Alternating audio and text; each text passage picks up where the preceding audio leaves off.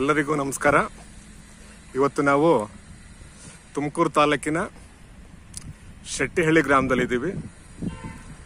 ಇಲ್ಲೊಬ್ಬರು ರೈತಾಪಿ ಜನರು ರಾಜಣ್ಣ ಅನ್ನೋರು ತಮ್ಮ ಹೊಲದಲ್ಲಿ ಬೆಳೆದ ರಾಗಿ ಬೆಳೆಯನ್ನ ಕಟಾವು ಮಾಡಿ ಇಲ್ಲಿ ಬಣವೆ ಮಾಡಿದ್ದಾರೆ ಮತ್ತು ಕಣ ಕೂಡ ಮಾಡಿದ್ದಾರೆ. ಇವರು ಮೂಲತಃ ಬೇಸಾಯಗಾರರು. ಇವರು ಈ ವರ್ಷ ರಾಗಿ ಬೆಳೆ ತುಮಕೂರು ಜಿಲ್ಲೆಯಲ್ಲಿ ಸುಮಾರು 5-6 ತಾಲೂಕುಗಳ ರಾಗಿ ಬೆಳೆ ತುಂಬಾ ಸಮೃದ್ಧವಾಗಿ ಬೆಳೆದಿದೆ. ರೈತರು ತುಂಬಾ ಹರ್ಷಚಿತ್ತರಾಗಿದ್ದಾರೆ. ಯಾಕೆಂದ್ರೆ ತುಮಕೂರು ಜಿಲ್ಲೆ ಸ್ವಲ್ಪ ರಾಗಿಗೆ ತುಂಬಾ ವಿಶೇಷವಾದ ಮಹತ್ವದ ಸ್ಥಾನ ಇದೆ. ಜಾಸ್ತಿ ರಾಗಿ ಬೆಳೀತಾರೆ. ಹೀಗಾಗಿ ಇವತ್ತು ರಾಜಣ್ಣವರು ಮನೆ ಮುಂದಿದ್ದೀವಿ.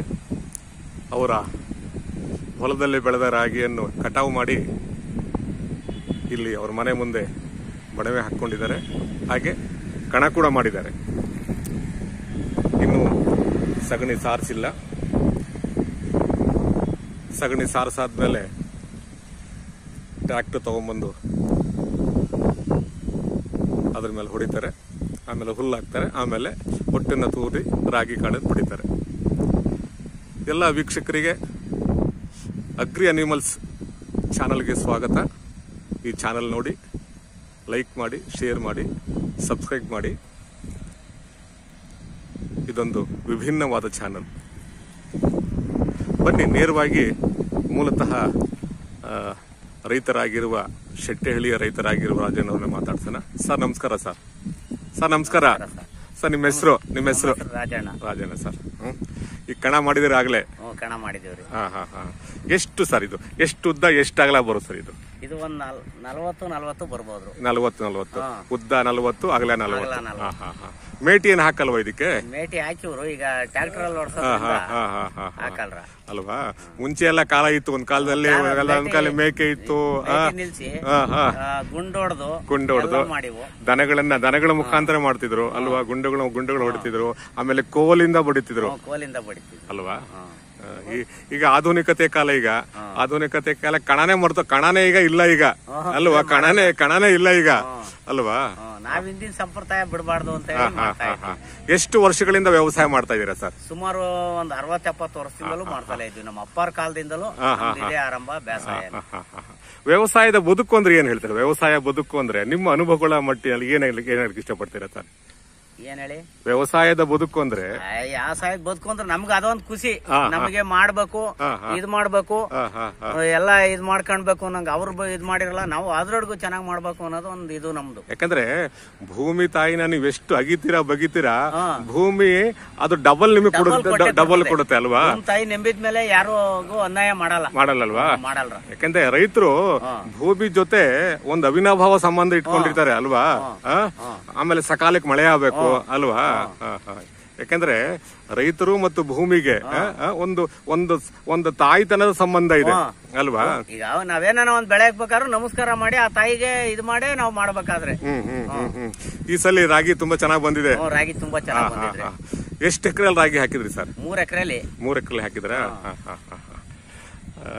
ಬಣವೆ ಕೂಡ ಮಾಡಿದಿರಾ? ಬಣವೆ ಮಾಡಿದೀವ್ರಿ.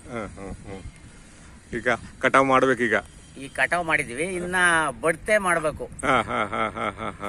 3 ಎಕರೆಲಿ ರಾಗಿ ಎಷ್ಟು ಬರುತ್ತೆ? ಎಷ್ಟು ಕ್ವಿಂಟಾಲ್ ಬರ್ಬೋದು ಸರ್? ಒಂದ್ 30 ಕ್ವಿಂಟಲ್ ಬರ್ಬೋದು. ಒಂದ್ 30 ಕ್ವಿಂಟಲ್ ಬರ್ಬೋದಾ? ಇದು ಮನೆ ಉಪಯೋಗ ಮಾಡ್ತೀರಾ ಹೇಗೆ? ಇದು ಉಪಯೋಗಕ್ಕೆ ಮಾಡ್ಕಂತೀವಿ. ಮುಂದೆ ಬೆಳೆ ಆಗದ್ಮೇಲೆ ನಾವು ರಾಗಿ ಏನನ್ನ ನಮ್ಗೆ ಹೆಚ್ಚಾದ್ರೂ ಮಾರ್ಕಂತೀವ್ರಿ. ಹೌದೇನಾ? ಅಂತ ತಕ್ಕ ಬೆಳೆ ನಮ್ ದನಗಳು ನಮ್ಗೆ ಎಲ್ಲ ಸ್ವಂತ ಇದಕ್ ಮಾಡಿಕೊಂತೀವಿ. ದನಗಳು ಯಾವ ದನಗಳು ನಿಮ್ಮ ಹತ್ರ ಇದಾವೆ ಸರ್? ಯಾವ ದನಗಳಿದಾವೆ ಸರ್? ಇದೆ ಈಗ ನಾಟಿದ ಓರಿ ಒಂದ್ ಜೊತೆ ಇರ್ತವೆ. ಈ ಸೀಮೆ ಕ್ರಾಸು ಒಂದು 3-4 ಇರ್ತವೆ. ಹಿಂಗೆ ಈ ಹಳ್ಳಿ ಕಾರ್ ತಳಿ ನಿಮ್ಮ ಗೊತ್ತಾ? ಹಳ್ಳಿ ಕಾರ್ ತಳಿ ಅಂದ್ರೆ ನಮ್ ನಾಟಿ ದನ ಅಂತೀವಿ ನಾವು. ನಾಟಿ ದನ ಅಂತೀರಾ? ನಾಟಿ ಓರಿ ಅವು. ನಾಟಿ ಓರಿ ಅದು ರೂಪಾಯಿ ಬಣ್ಣ ಬರುತ್ತೆ. ರೂಪಾಯಿ ಬಣ್ಣ. ಅಂದ್ರೆ ನೀವು ನಾಟಿ ತಳಿ ಅಂತೀರಾ, ಈಗ ಹಳ್ಳಿಕಾರ್ ತಳಿ ಅಂತ ವರ್ಗೀಕರಣ ಮಾಡಿದ್ದಾರೆ. ಅದನ್ನ ಹಳ್ಳಿಕಾರು ದನಗಳು ತಗೊಂಡ್ಬರ್ತೀರಾ, ಎತ್ತುಗಳು ತಗೊಂಡ್ಬರ್ತೀರಾ, ಹಸುಗಳು ತಗೊಂಡ್ಬರ್ತೀರಾ? ಕರುಗಳು ತಗೊಂಡ್ಬರ್ತೀರಾ? ತಾಮಂದು ಕೆಲಸ ಕಲ್ಸ್ಕೊಂಡು ರೆಡಿ ಮಾಡ್ತೀವಿ. ಅವು ಸಣ್ಣದ್ರಿಂದ ಕಲ್ಸ್ಕೊಂಡ್ಬಿಡ್ತೀವಿ, ಕಲಿಸ್ತೀವಿ. ಯಾವ ಜಾತ್ರೆ ತಗೊಂಡ್ಬರ್ತೀರಾ? ಯಾವ ಜಾತ್ರೆ ತಗೊಂಡ್ಬರ್ತೀರಾ? ಎಲ್ಲ ಹಳ್ಳಿಲಿ ಆಗ್ಲಿ ಇಲ್ಲ ಸಿದ್ಧಗಂಗೆ ಜಾತ್ರೆಯಲ್ಲಿ ಆಗ್ಲಿ ತೊಂದ್ರೆ, ಈ ಜಾತ್ರೆಗೆ ತೊಂದ್ರೆ ಆರಂಭ ಎಲ್ಲ ಮಾಡ್ಕೊಂಡು ನಮಗೆ ಲಾಭನೇ ಮಾರ್ತೀನಿ. ಸರಿ ಸರಿ. ಆಮೇಲೆ ತಗೊಂಡ್ಬಂದು ಎಲ್ಲ ಇದು ಮಾಡಿ ಆಮೇಲೆ ಕೊನೆಗೆ ನೀವು ಮಾರಾಟ ಮಾಡ್ತೀರಾ? ಕೆಲಸ ಕಲ್ಸಿ ರೈತರಿಗೆ ಮಾರ್ತೀನಿ. ರೈತರಿಗೆ ಮಾರ್ತೀರಾ? ಡಬಲ್ ರೈತರಿಗೆ. ಓ, ರೈತರಿಗೆ ಮಾರ್ತೀರಾ? ಒಳ್ಳೆ ಮಾತುಗಳು ಸರ್. ಸಾಕಿರ್ತೀರಾ? ರೈತರಿಗೆ ಕೊಡ್ತೀನಿ. ತಿರ್ಗಾ ಅವು ದನ ಕುಯ್ಯಕ್ ಹೋಗಲ್ರ, ಇನ್ನ ಅವು ಮುದ್ಯಾಗ ತಕಲು ರೈತರಲ್ಲಿ ಕೆಲಸ ಮಾಡ್ತಾ ಇರ್ತವೆ. ಬನ್ನಿ ಸರ್, ಆ ಕಡೆ ಮೆದೆಗ್ ಬನ್ನಿ ಸರ್. ಕೆಳಗೆ ಇಳಿಸಂದ್ರ? ಇಳಿಸಿ ಇಳಿಸಿ.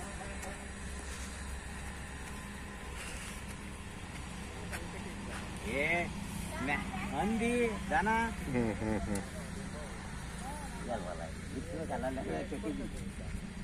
ಬರ್ಲೇ ಬಿಚ್ಚಲೇ ಇದಲ್ಲೇ ಬಿಚ್ಚಲ್ಲ, ಅಲ್ಲೆಲ್ಲ ಕಟ್ಟಾಕಿದೀನಿ ಗಾಳಿಗೆ.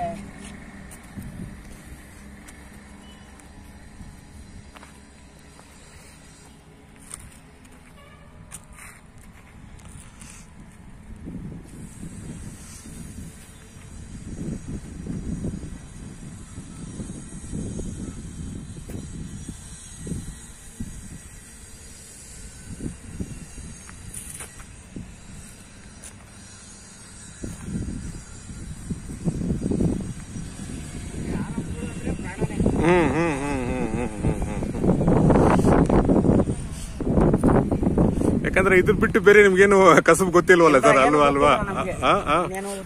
ಅಲ್ವಾ? ಭೂಮಿ ಜೊತೆ ಉತ್ತೀರಾ, ಭೂಮಿ ಜೊತೆ ಬೆಳಿತೀರಾ, ಮಳೆನ ನೋಡ್ತೀರಾ ಅಲ್ವಾ?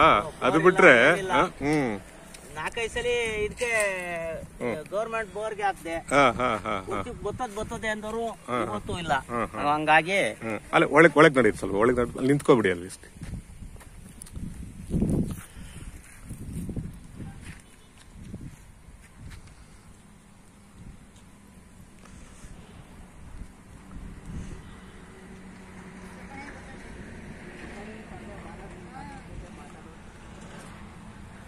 ಅಂದ್ರೆ ಈ ಹೊಲದ ರಾಗಿ ಬೆಳೆದ್ರ ಸರ್ ಎಲ್ಲಿಂದ ತಗೊಂಡ್ಬಂದ್ರೆ? ಪಕ್ಕದಲ್ಲಿ ಹೊಲ ಇದೆಯಾ ನಿಮ್ದು? ಇದೆ. 73,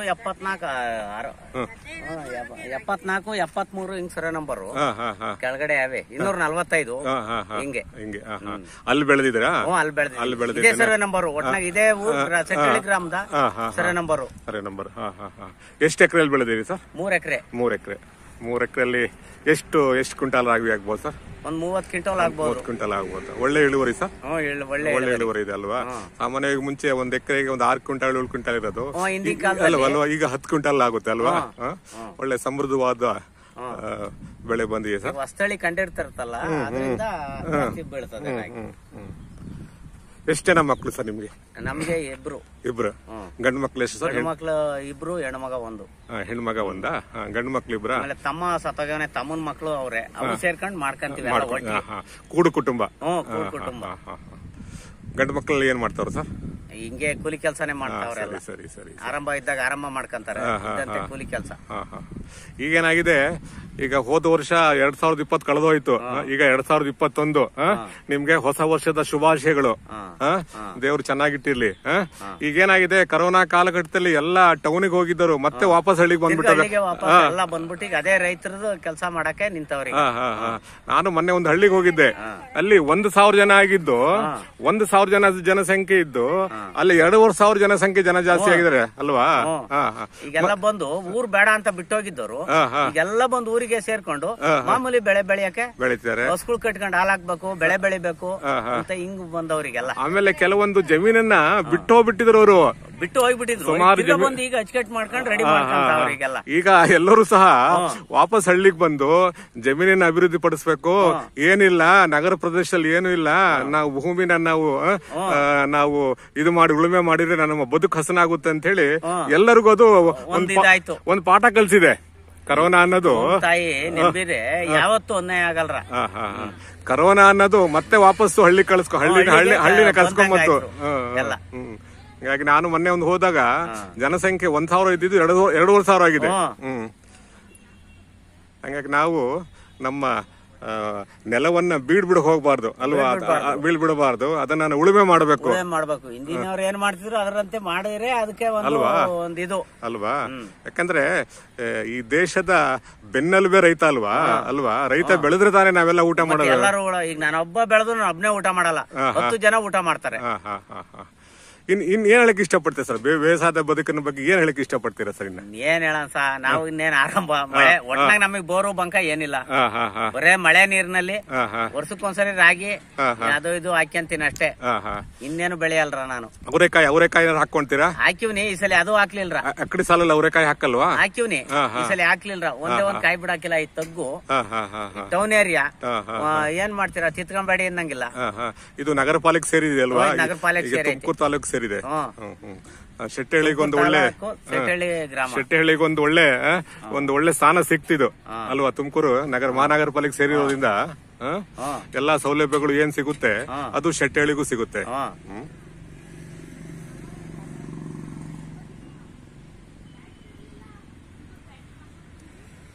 ಬೇಸಾಯದ ಬದುಕೆ ಚಂದ ಅಲ್ವಾ ಸರ್? ಬೇಸಾಯದ ಬದುಕು ಚಂದ, ಬೇಸಾಯದ ಬದುಕು ಅಲ್ವಾ? 6 ತಿಂಗಳು ಈಗ 3 ತಿಂಗಳು ಕಷ್ಟಪಟ್ರೆ ಅಲ್ವಾ ಒಂದ್ 8-9 ತಿಂಗಳು ತಿಂತೀವಿ. ಯಾಕಂದ್ರೆ ನೀವು ನಿಮ್ಮ ದೇಹದಲ್ಲಿ ಬೆವರು ಹೋಗುತ್ತೆ, ಪರಿಶ್ರಮ ಮಾಡ್ತೀರಾ, ಎಲ್ಲಾ ಕಾಯಿಲೆಗಳಿಂದ ದೂರ ಇರ್ತೀರಾ, ಎಲ್ಲ ದೂರ ಇರ್ತೀರಾ ಅಲ್ವಾ? ಈಗ ಯಾಕೆ ನಿಮ್ ದೇಹದಲ್ಲಿ ಬೆವರು ಹೋಗ್ಬಿಡುತ್ತೆ ಮೈಯಲ್ಲಿ ಕೆಲಸ ಮಾಡುವಾಗ ಅಲ್ವಾ? ಬೆವರು ಹೋದಾಗ ಆ ಭೂಮಿ ತಾಯಿಗೆ ಇದಾದಂಗ ಆತದ ನಮ್ಗೂನು. ಹಂಗಾಗಿ ರೈತರು ತುಂಬಾ ಆರೋಗ್ಯವಾಗಿರ್ತಾರೆ. ಯಾಕಂದ್ರೆ 24 ಗಂಟೆ ನೆಲದ ಜೊತೆ ಅವರು ದುಡಿತಿರ್ತಾರೆ, ನೆಲದ ಜೊತೆ ಮಾತಾಡ್ತಿರ್ತಾರೆ ಅವರು ಅಲ್ವಾ?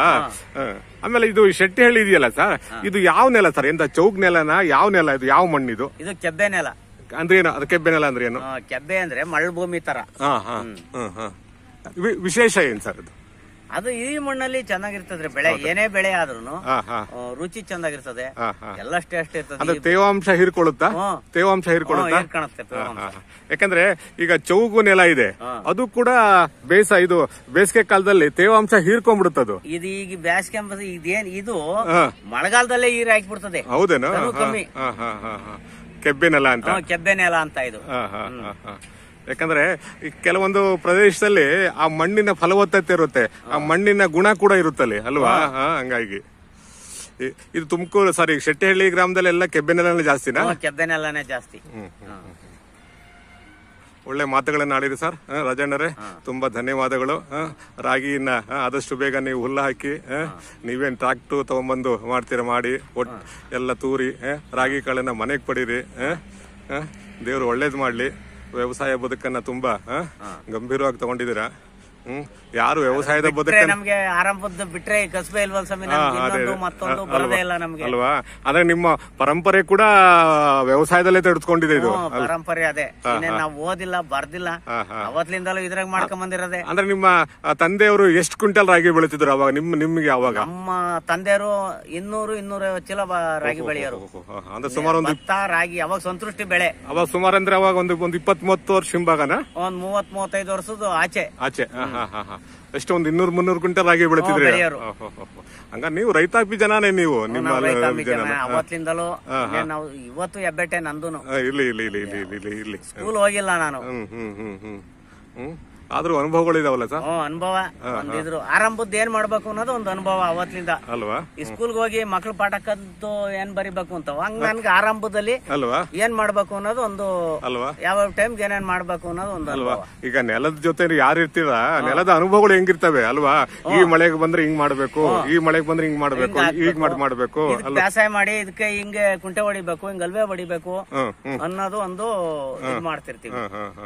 ಯಾಕಂದ್ರೆ ಭೂಮಿ ತಾಯಿ ಅನ್ನೋದನ್ನ ಅದು ರೈತರಿಗೆ ಅದು ಅದು ಹೇಳುತ್ತೆ, ಪಾಠ ಕಲಿಸುತ್ತೆ ಅಲ್ವಾ. ಭೂಮಿ ಜೊತೆ ಅವ್ರು ಮಾತಾಡ್ತಾ, ಭೂಮಿ ಜೊತೆ ರೈತರು ಮಾತಾಡ್ತಿರ್ತಾರೆ. ಮಾತಾಡ್ಕೊಂಡು ನೀವು ಉಳುಮೆ ಮಾಡ್ಬೇಕಾದ್ರೆ ನೀವು ನೆಲದ ಜೊತೆ ಮಾತಾಡ್ತಿರ್ತೀರಾ ಅವಾಗ ಅದ್ರ ಆವಮ್ಮನ ಮೇಲೆ ಜ್ಞಾನ ಇರೋದು ಜಾಸ್ತಿ ಅಲ್ವಾ. ಉಳುಮೆ ಮಾಡ್ಬೇಕಾದ್ರೆ ಮಾತಾಡ್ಕೊಂಡು ಇದು ಹಿಂಗಾಯ್ತು ಅನ್ಕೊಂಡು ಒಂದ್ ಯೋಚನೆ ಮಾಡ್ಕೊಂಡು ಮಾಡ್ತಾ ಇರ್ತೀವಿ ಅಲ್ವಾ. ನೀವು ಬೆಳಿಗ್ಗೆ ಹೊಲದ ಕಡೆ ಹೋಗ್ಬೇಕು ನೀವು, ಬೆಳಿಗ್ಗೆ ಒಂದ್ ಟ್ರಿಪ್ ಹೋಗಿ ನೋಡ್ಕೊಂಡ್ ಬಂದ್ರೆ ಸಮಾಧಾನ ಅಲ್ವಾ. ಹಂಗಾಗಿ ರೈತಾಪಿ ಜನಗಳ ಬದುಕೆ ಹಾಗೆ. ಒಳ್ಳೇದಾಗ್ಲಿ ಸರ್, ಆದಷ್ಟು ಬೇಗ ಕಣ ಮಾಡಿ ಆದಷ್ಟು ಬೇಗ ರಾಗಿ ಕಾಳನ್ನ ಮನೆಗೆ ತಗೊಂಡ್ಬನ್ನಿ. ಒಳ್ಳೇದಾಗ್ಲಿ ಸರ್. ಒಳ್ಳೆ ಮಾಹಿತಿಗಳನ್ನ ಕೊಟ್ರಿ. ನಮ್ಮ ಒಂದು ಅಗ್ರಿ ಚಾನಲ್ ಅಂತಿದೆ, ಅದಕ್ಕೋಸ್ಕರ ಹಾಕ್ಬೇಕಾಗಿತ್ತು. ಯಾಕಂದ್ರೆ ಕಣ ಅನ್ನೋದೇ ಇಲ್ಲ ಈಗ. ಕಣ ಇಲ್ಲದಂಗಾಗಿ ರಾಗಿ ಕಣದ ಬಗ್ಗೆ, ಆಮೇಲೆ ರಾಗಿ ಬವಣೆ ಬಗ್ಗೆ, ಬಣವೆಗಳನ್ನ ಯಾವ ರೀತಿ ಮಾಡ್ತಾರೆ. ಯಾಕಂದ್ರೆ ಬಣವೆಗಳನ್ನ ಸಿಗಲ್ವಲ್ಲ ಈಗ, ಆಕಾರ ಇಲ್ಲ ಅಲ್ವಾ. ಈಗ ಏನ್ ಮಾಡ್ತಾರೆ, ಆ ಬೆಳೆ ಬಂದಾಗ ಬರೇ ಇದನ್ನೇ ತೆನೆನೆ ಕಟ್ಕೊಂಡ್ಬಿಡ್ತಾರೆ ಅಲ್ವಾ. ಬಣವೆನೆ ಸಿಗಲ್ಲ, ರಾಗಿ ಮೆದೆನೆ ಸಿಗಲ್ಲ ಈಗ ಅಲ್ವಾ. ಹಿಂಗಾಗಿ ಇವೆಲ್ಲ ತೋರಿಸ್ಬೇಕಾಗಿತ್ತು. ಯಾಕಂದ್ರೆ ಈಗ ಇವೆಲ್ಲ ಆಧುನಿಕತೆಯ ಕಾಲ. ಈ ಮುಂದಿನ ಯುವ ಜನಾಂಗಕ್ಕೆ ಇವೇನು ಗೊತ್ತಾಗಲ್ಲ, ಇವೆಲ್ಲ ಏನು ಗೊತ್ತಾಗಲ್ಲ. ಹಂಗಾಗಿ ಒಂದು ಯೂಟ್ಯೂಬ್ ಅಲ್ಲಿ ಚಾನಲ್ ಇದೆ ಅಗ್ರಿ ನ್ಯೂಸ್ ಅಂತ, ಅದನ್ನ ಹಾಕ್ಬಿಟ್ಟು ಒಂದು ದಾಖಲೀಕರಣ ಮಾಡಬೇಕು ಅಂತ ಹೇಳಿ ಮಾಡ್ತಾ ಇದ್ದೀನಿ. ರಾಜಣ್ಣರೇ ನಮಸ್ಕಾರ.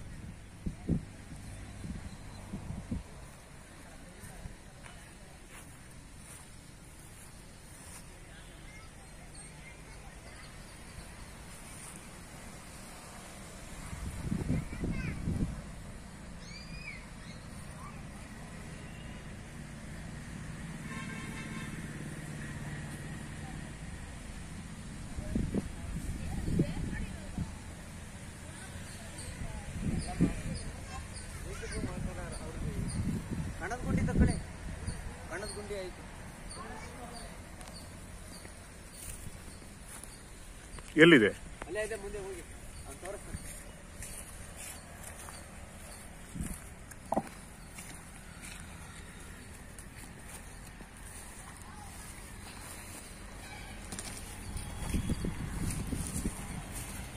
ಸಗಣಿ ಕೂಡ ಹಾಕಿ ನೀರ್ ಹಾಕಿ ಕದರಿ ಮಳೆ ಹಾಕಿ ಬೆಳಿತೀವ್ರಿ. ಅದೇ ಇದಾದ್ಮೇಲೆ ನೀವು ಟ್ರಾಕ್ಟರ್ ತಗೋಬರೋದು. ಹುಲ್ಲು ಇದನ್ನ ಬೆಳೆದು ಬಿಟ್ಟು ಹುಲ್ಲೆಲ್ಲ ಅಳ್ಡಿಬಿಟ್ಟು ಆಮೇಲೆ ಟ್ರಾಕ್ಟರ್ ತಗೊಂಬರೋದು. ಒಂದ್ ಸ್ವಲ್ಪ ಕಲ್ಸಿ ಸರ್, ಸ್ವಲ್ಪ ಸಗಣಿ ಗೊತ್ತಾಗ್ಲಿ. ಸಗಣಿ ಅಂದ್ರೆ ನೀವು ಎಲ್ಲಾ ಹದ ಮಾಡ್ಬೇಕಾದ್ರೆ ಸಗಣಿ ಹಾಕಿದ್ರೆ ರಾಗಿ ಕಾಳು ಎಲ್ಲೂ ಹೋಗಲ್ಲ ಅಂತ ಅಷ್ಟೇ. ಬಗಡಾಗಲ್ಲ, ತುಗುಳಾಗಲ್ಲ. ನೀವು ಹೊಟ್ಟೆ ತೂರಾದ್ಮೇಲೆ ರಾಗಿ ಕಾಳು ಬಾರಿ ಬೇಗ ಸಿಗುತ್ತೆ.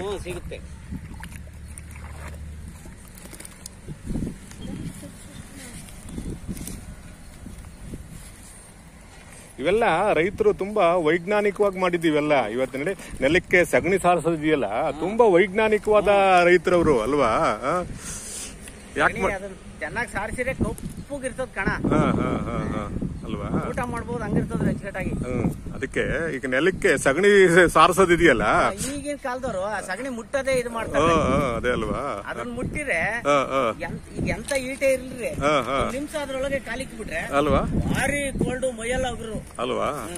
ಅದಕ್ಕೆ ಮನೆ ಮುಂದೆ ಸಗಣಿ ಸಾರಿಸ್ತಿದ್ರು ಗೊತ್ತಾ. ಅವೆಲ್ಲ ತುಂಬಾ ವೈಜ್ಞಾನಿಕವಾಗಿ ಅದು ತಿರ್ಗಾಡಿದ್ರೆ ಇದು ಅಂತ ಹೇಳಿ. ಹೌದು ಸರ್, ಹೌದು. ಯಾಕಂದ್ರೆ ನಮ್ಮ ರೈತಾಪಿ ಜನರು ಪೂರ್ವಿಕರು ಯಾವುದೇ ಮಾಡಿದ್ರು ತುಂಬಾ ವೈಜ್ಞಾನಿಕವಾಗಿ, ತುಂಬಾ ದೂರದೃಷ್ಟಿಯಾಗಿ ಆರೋಗ್ಯದ ಬಗ್ಗೆನೇ ಯೋಚನೆ ಮಾಡಿರ್ತಾರೆ ಅವರು. ಈಗ ನೋಡಿ, ಈಗ ಕರೋನಾ ಕಾಲಘಟ್ಟದಲ್ಲಿದೆ, ಕೈ ತೊಳಿರಿ, ಕಾಲ್ ತೊಳಿರಿ ಇವೆಲ್ಲ ಹೇಳ್ತಾರೆ. ಮುಂಚೆ ನೀವು ಒಂದು 20-30 ವರ್ಷ ಹಿಂಬಾಗ ಯಾರ ಮನೆಗ್ ಬಂದಾಗ ಫಸ್ಟ್ ಕೈ ಕಾಲ್ ತೊಳ್ಕೊಂಡು ಬಂದು ಒಳಗ್ ಬರ್ಬೇಕಾಗಿತ್ತು ಅಲ್ವಾ. ಒಳಗ್ ಬಂದಾಗ ಊಟ ಮುಂದಿನ ಊಟ ಅಲ್ವಾ.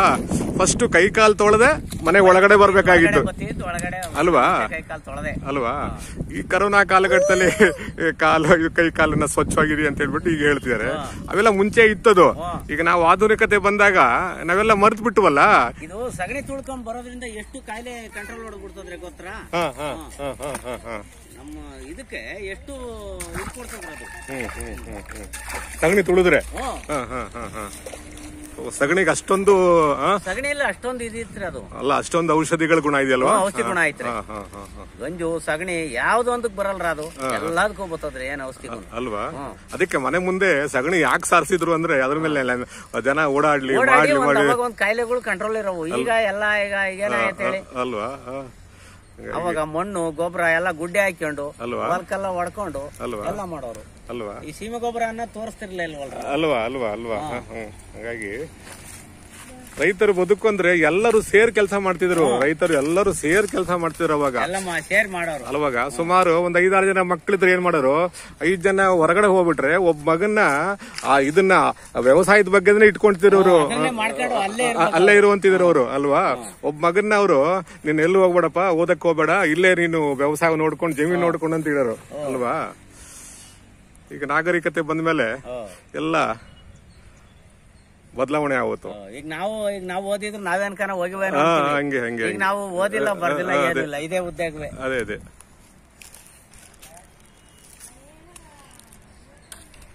ಎಲ್ಲ ನಾವು ಉಳುಮೆ ಮಾಡೋದೇ ಒಂದು ಉದ್ಯೋಗ ಅಲ್ವಾ.